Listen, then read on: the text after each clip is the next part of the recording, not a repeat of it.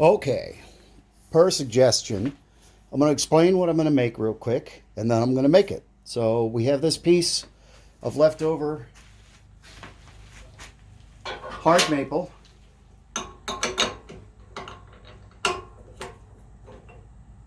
and I'm going to clean it up.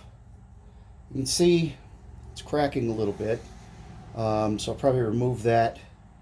Might touch it up with a little CA glue, but I'm going to clean it up, shape it, and this will either be a small coffee mug type deal, or what I might do is turn it into a little wine glass shape. We'll see. So without further ado,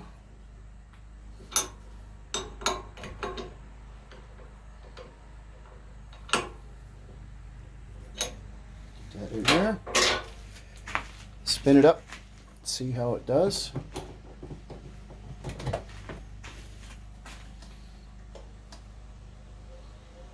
Pretty good. Okay, I'm going to get set up, get tools, and we'll start to turning.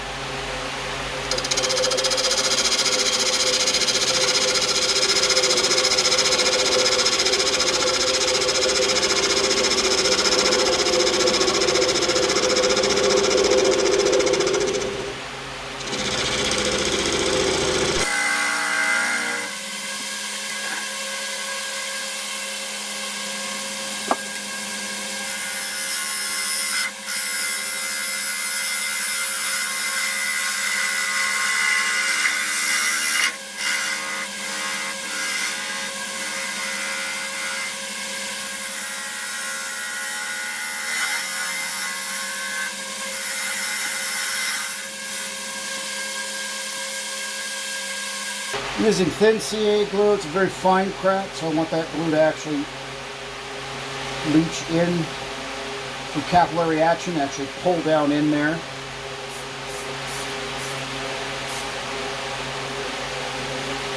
The accelerator, as you can see, that actually causes the glue to set almost immediately. With a crack that fine, a little bit of thin CA isn't a big deal. I'll turn probably one or two more passes to smooth this out, and I'll remove the excess, and you essentially won't even notice that I put CA glue on. But it both fills the crack and binds to the wood so that it keeps that crack from continuing. I'm going to sharpen before I continue. We'll be right back.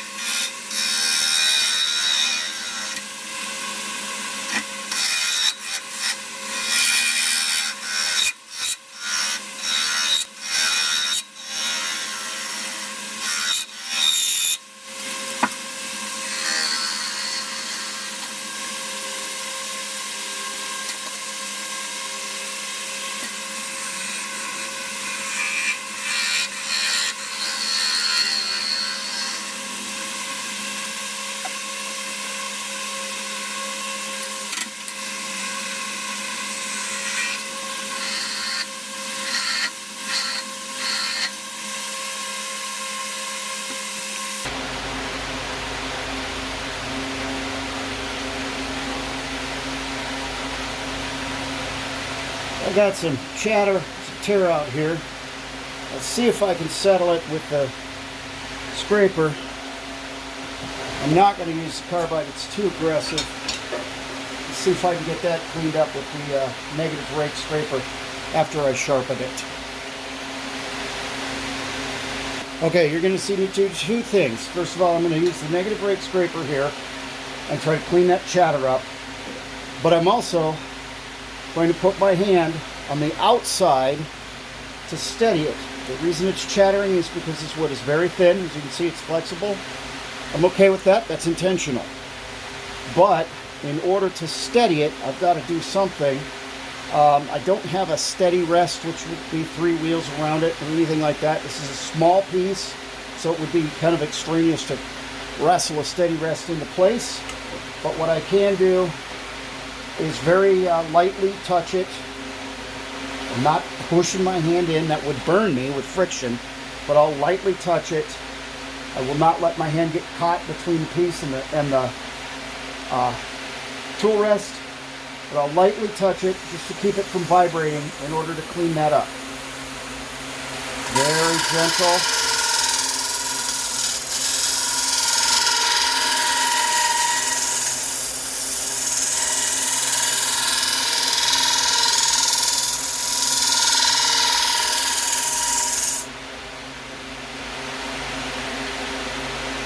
Look at that. Couple more very light passes, and I'll have that chatter completely gone. Then I'll go down in here and smooth in here a little bit. You can see I've got a little tear on the edge here. I'll take care of that with sanding. If I hit that with a tool, it'll actually start splitting and cracking. So I'll actually sand that off.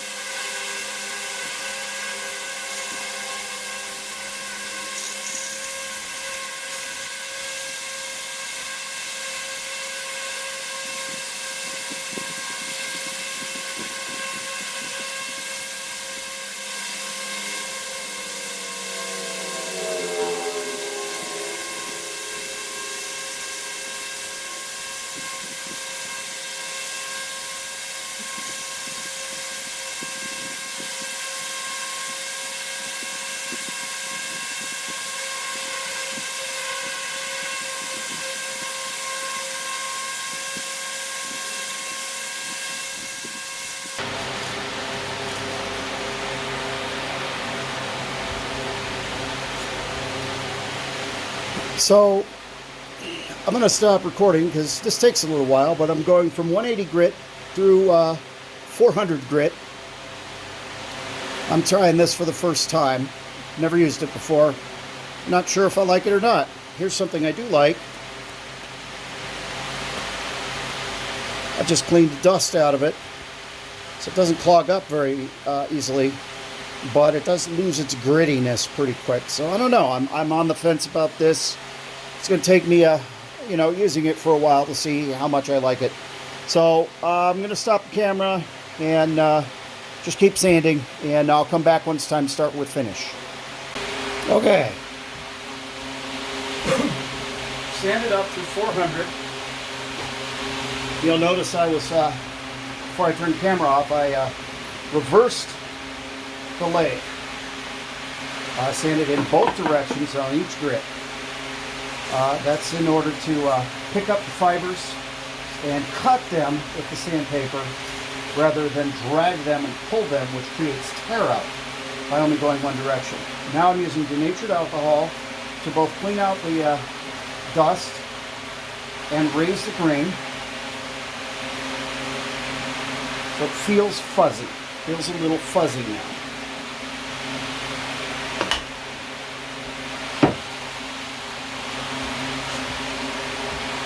Let that alcohol dissipate. You just use 4-aught. I usually use either 4-aught steel wool or this is a Scotch Brite pad, just to denib it, get that fuzziness off.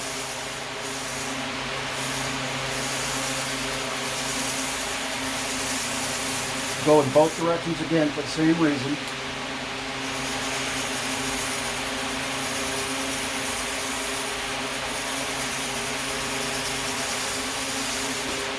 Whoop.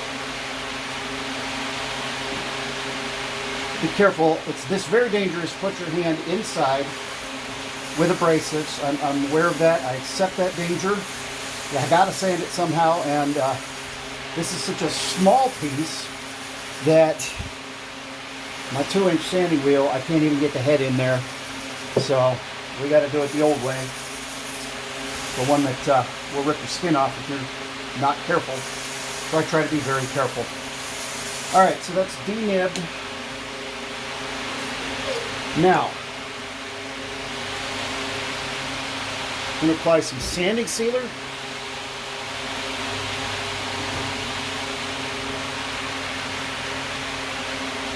This is Minwax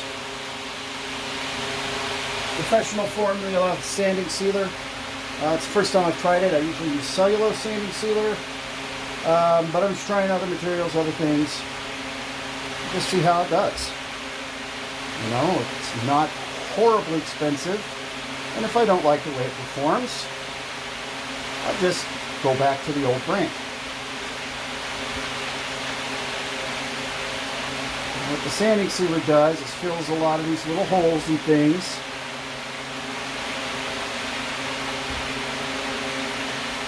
Helps us get these little tiny pores.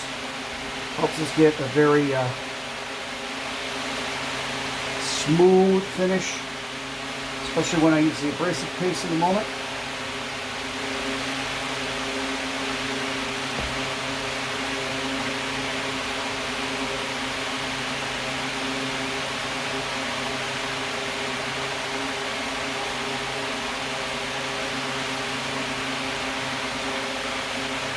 Now I want to talk about this piece of wood for a second. See here, they're very fine, thin bug holes. This is not going to be a liquid holding piece because of those bug holes. I could take the time and go to each one and fill it and get, you know, all crazy, but a little tiny piece this big, someone might buy for $15 or $20. So it's not worth my time to put $60 worth of work into it. I hope that doesn't sound conceited. It's not meant to. It's just, that's a lot of work to fill all those little tiny holes for something that somebody, you know, nobody wants to spend more than $15 or $20 for a small piece like this. And I understand that. So it's to look at, not to use. Fresh Axe abrasive and standing paste. I love this stuff. Can't say enough good about Axe.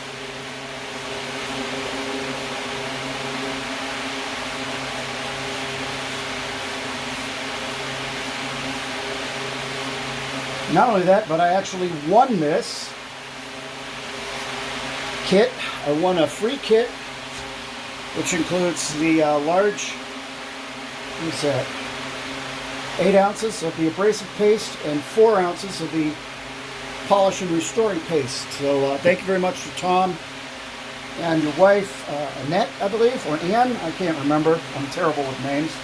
But thank you guys very much for the giveaways you've been doing weekly. It's much appreciated. I've bought your product a couple of times, and it's a treat to win a set. This stuff goes a long way. You don't have to use a whole lot of it.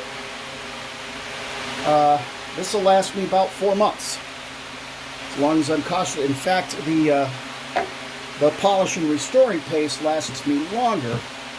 I probably use it too sparingly. I've still got a good amount in there. All right, so roughly 450 RPM. Work that in.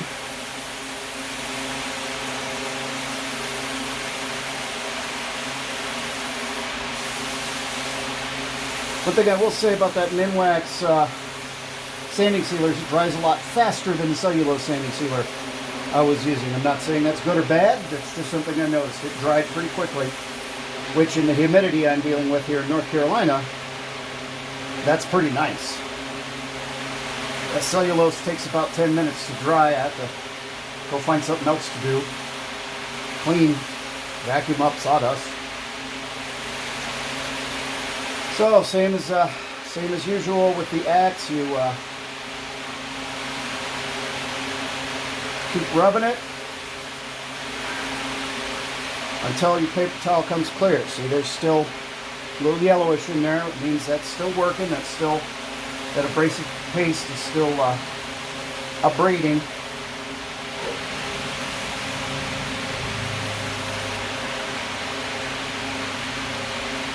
You just do that until the paper towel comes away clean.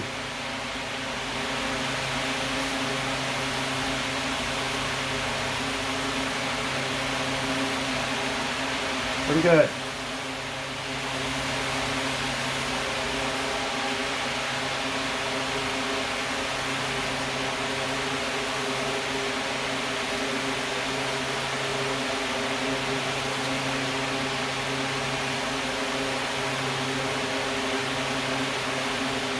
All right. Now, I kind of got this tip from Tom in one of his videos. One challenge you can have with the abrasive paste is if you put, like it says in the description that comes with your package, if you put your abrasive or your friction polish over the top of the abrasive paste, the friction polish has a tendency to get lines in it that are very difficult to polish away. You don't have a buffing wheel, which I don't, you can't polish it away. But Tom made the suggestion, and it works, because of the carnauba wax in the restorative and polish paste, that wax gets harder than the shellac in this OB Shine Juice. The friction polish. This is OB Shine Juice, 1/3 denatured alcohol, 1/3 shellac, and 1/3 boiled linseed oil. So the trick that I learned from Tom is put the OB Shine Juice on first, or whatever your friction polish is. He uses a completely food-safe version, which is it's in one of the videos. I'll try and put a link in. I'll at least put it in the description. But he describes how he makes completely food-safe Shine Juice. It's just shellac and alcohol, and you can actually use bar gin, just plain old gin. This has chemicals in it that are not necessarily food-safe. You kick it up to about 900 RPM to generate the friction and heat. Good shine off of that. However, once this sets, it seals and it essentially becomes plastic. It's called, of course I'm blocking on the word. There's a term for what happens when this stuff sets up. Oils and waxes do it too. They get hard. So when this sets up fully, it becomes sealed, and as long as you don't break that seal, it is food safe.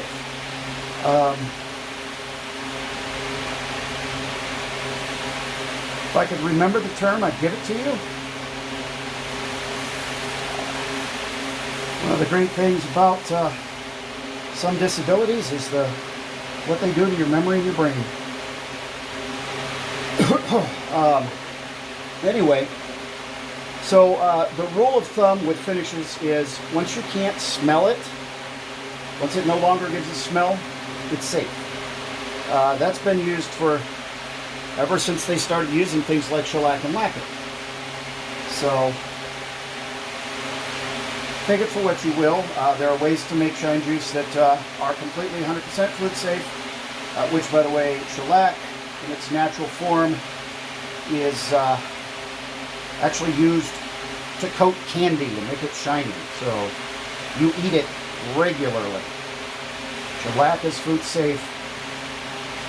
It's what you mix with it to dilute it that makes it dangerous. Okay, so still at speed, 900. Again, what we're doing is creating friction.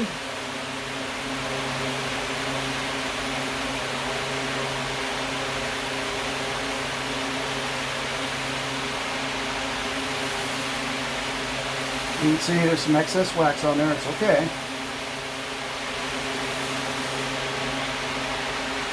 Same as with the polishing paste.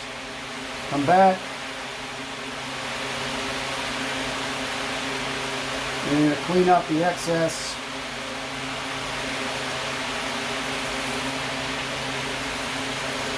Now this polishing paste is beeswax, carnauba wax, and food grade mineral oil. And that carnauba wax, Tom's right, that stuff hardens harder than shellac does. Shellac flakes dissolve faster and easier than carnauba wax melts. This stuff is tough stuff. For reference, carnauba wax is what they use to wax bowling alleys. So it takes a beating.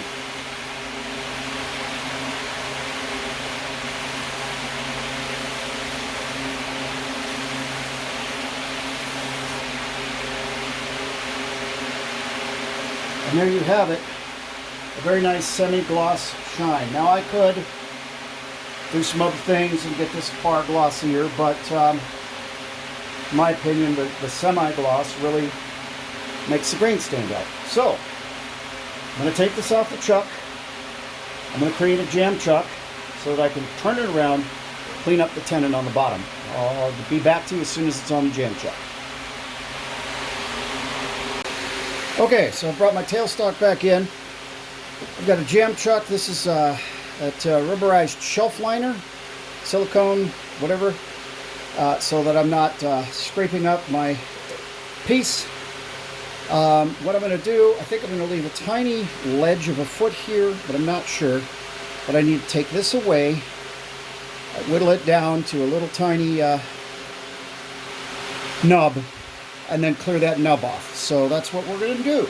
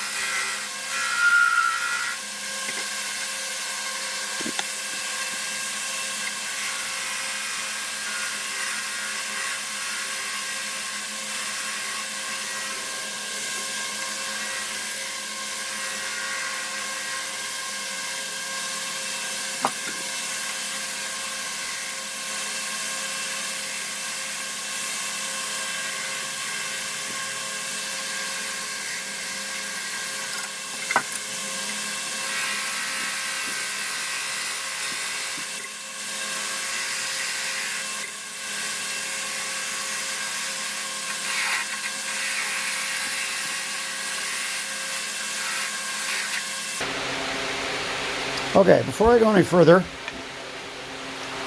excuse me, I'm going to sign this piece. The way I sign them is a little bit different. I did a little research and figured out what the Morse code symbol for the letter J is, and that is dot, dash, dash, dash. What I'm going to do on pieces that I sign, most of the pieces that I sign, is I put that dot, dash, dash, dash for the letter J, which is the initial of both my first and last name, narrow, wide, wide, wide. So that's what I'm going to do. So I'm going to put a narrow and 3 wide bands, which stands for the Morse code for dot, dash, dash, dash, and that is my signature.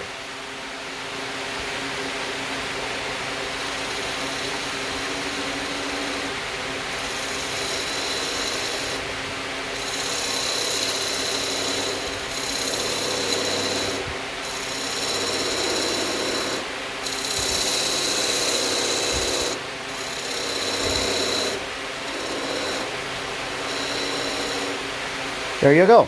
Morse code for the letter J. Now before I take that little nub off, we'll sand.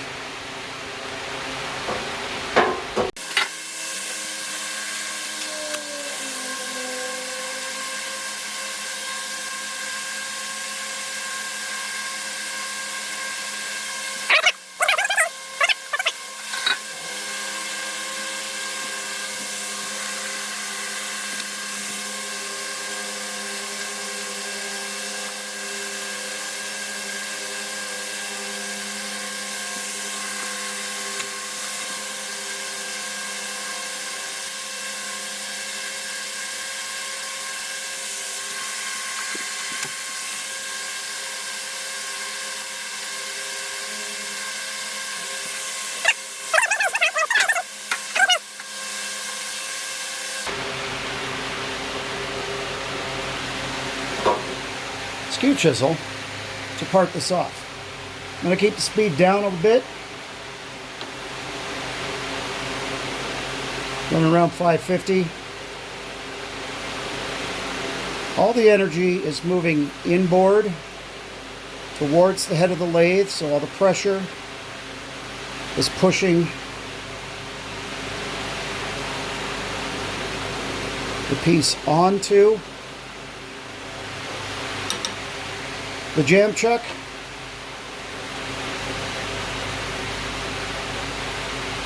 I'm taking very gentle, very light cuts. You see it's starting to move.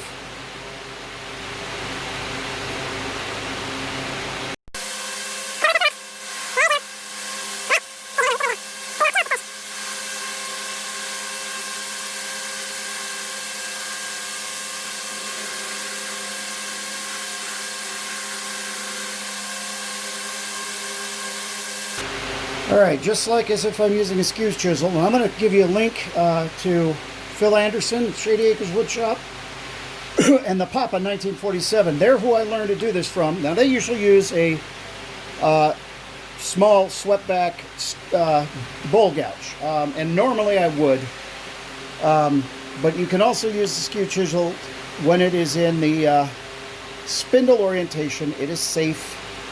Or anybody gets on me, this is spindle, it is in lengthwise grain.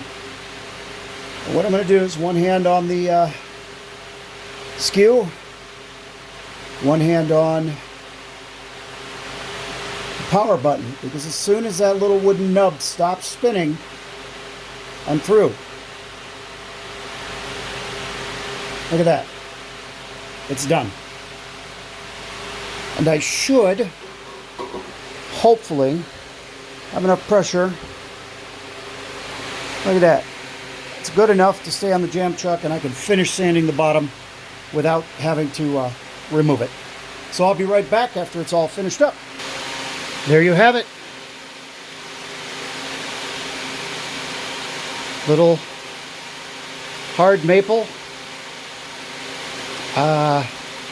hollow form. We can't call it a cup. It will not hold liquid because of the little bug holes. See those tiny little holes? Those all go all the way through. This will leak like a sieve. I mean, you know, you could use it as a trick cup. That's hard maple. Finished with Axe products. And just kind of a delightful little handful. Something, you know, put your paper clips in it on your desk, or, I don't know. Maybe some good smelling potpourri. There you go.